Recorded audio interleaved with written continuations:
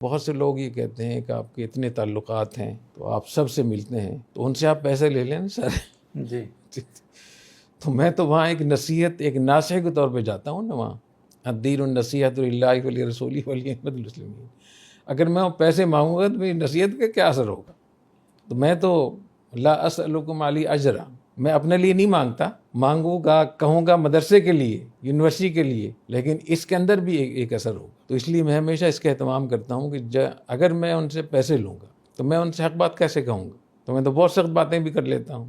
میں نے ایک موقع پہ جنرل باجوہ سے کہا کہ میں آپ کا گریبان پکڑوں گا قیامت کے دن، کیونکہ مفتی صاحب آج تک اتنی سخت بات مجھ سے کسی نے نہیں کی.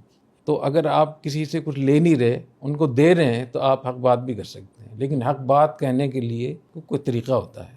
اگر آپ کے گھر کے اندر کوئی مسئلہ ہے تو چوک اور چوراہے پہ جا کے تھوڑی بات کریں گے. اور کیا فائدہ ہو رہا ہے اس سے؟ اپنا ہی ملک بدنام ہو رہا ہے جس طریقے سے سوشل میڈیا پہ.